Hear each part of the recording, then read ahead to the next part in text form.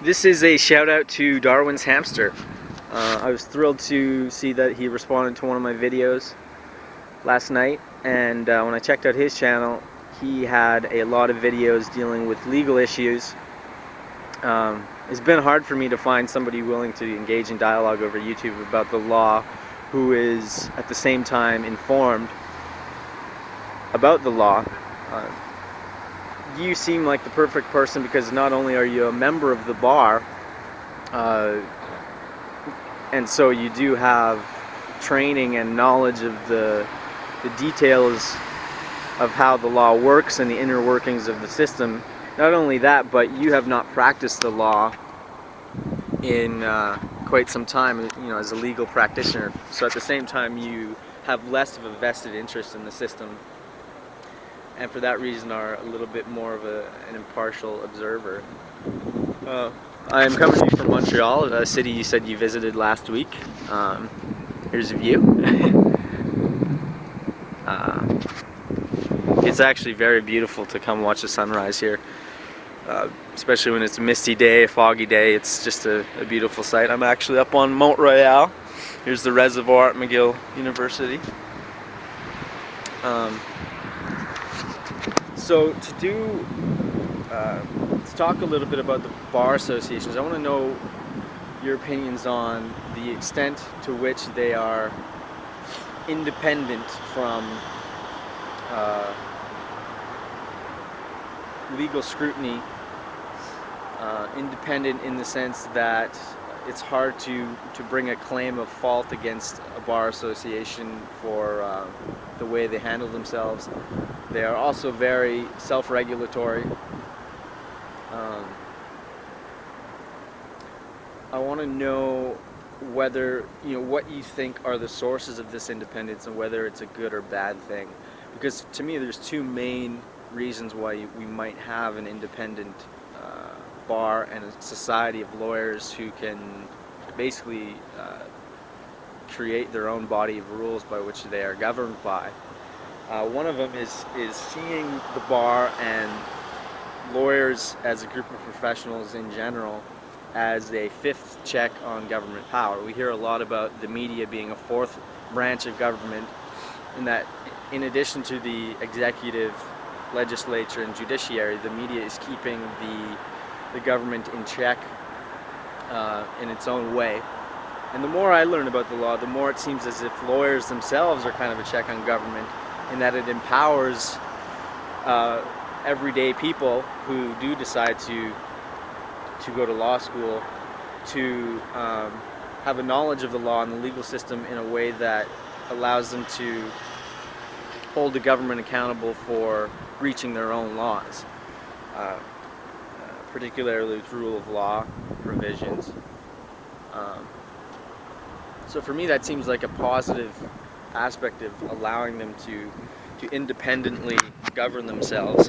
But another side of it is, which is a little bit more negative, is the potential this gives bar associations and lawyers in general to monopolize the legal market and potentially overcharge clients, which is a huge critique of the legal system these days. And whether, in your opinion, this has been a source of the autonomy of bar associations historically and today, and what between those two aspects is the underlying definitive reason why law associations are so independent and autonomous from government oversight. What is the underlying motive that is perpetuating this autonomy, and whether it's a good or a bad thing. Another thing I want to ask you is your opinion on the codes of ethics that exist, particularly towards lawyers, and what kinds of values they reflected for which reasons. I want to know your opinion on whether the content of ethical codes, or basically just this, not only just codes, but the requirement that lawyers have a certain character and demeanor about them, whether this is a good thing or whether it's more of a reflection of an age-old Protestant ethic or waspy kind of um, culture that is entrenched in the law itself, and how having these requirements for lawyers to act and speak and behave in certain ways is more an attempt to perpetuate, the white Anglo-Saxon Protestant way of doing things, or whether it is kind of more an objective check on bad people using the law to do bad things. Um, it seems to me that when you actually look in the content of codes of ethics, at least here in Quebec or Ontario and in Canada generally, that there are a lot of very specific rules that lawyers are supposed to follow, having to do with the way they act, not only towards their clients in their own offices, but outside of their own offices, and just their behavior in everyday life, outside of work. Um, how intrusive should these codes be into the lives of lawyers, and how enforceable those are too. I mean, I could be overestimating the extent that this is actually binding lawyers to behave in certain ways, but it seems as if these rules are followed up and enforced, that it's quite intrusive on you know lawyers' right to think about philosophical and political ideas in part or independently. It infringes on that independence by forcing them to act in what one society defines as being uh, in a dignified manner, in a manner that has integrity, in a manner that has honor. All these virtues that the Bar Association associates with itself.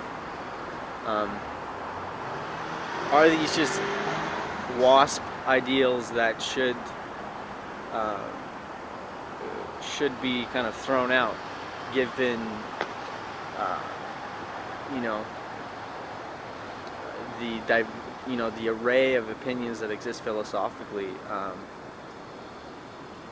towards government? Shouldn't people be able to use the law as a tool to further their uh,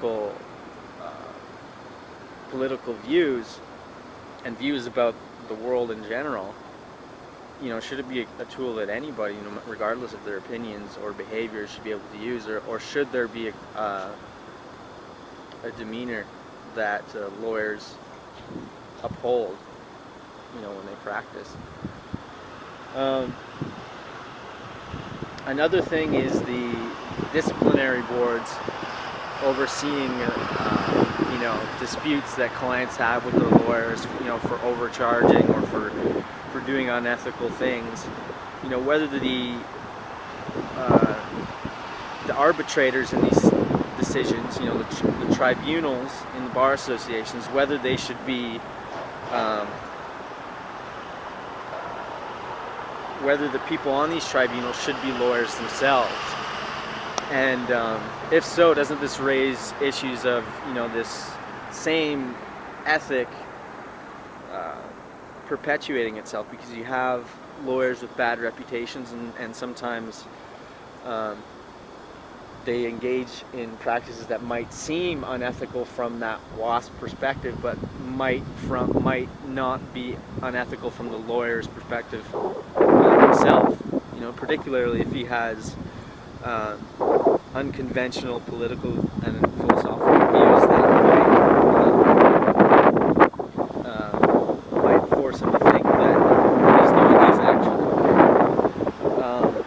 And if you don't have lawyers on disciplinary tribunals, should you have just regular people? And if so, how do you get around this problem of competence?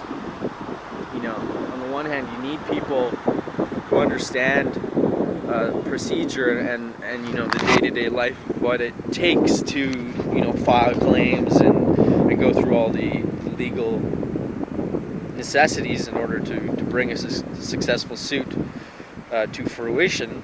You need that competence, but on the other hand, you need the kind of impartiality that isn't going to unfairly discipline a lawyer for what is merely a difference in opinion as to what is ethical and what is not, and those opinions can include whether there is anything that exists that can be said to be objectively ethical. The only reason I ask is because I do come from a philosophical background that does question things, you know, this idea that there is an inherent universal morality, and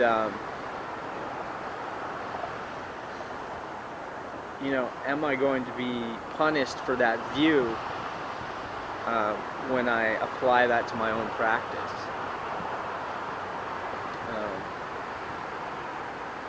Not to say I will, but it's nice to know that I can still hold my own personal opinions about the world without, jeopardizing my own career in doing so. So just a few questions for you. I'm still learning about it, so I'm not totally informed. But from your perspective as a non-practicing lawyer, what do you think about these issues? Look forward to hearing a response from you.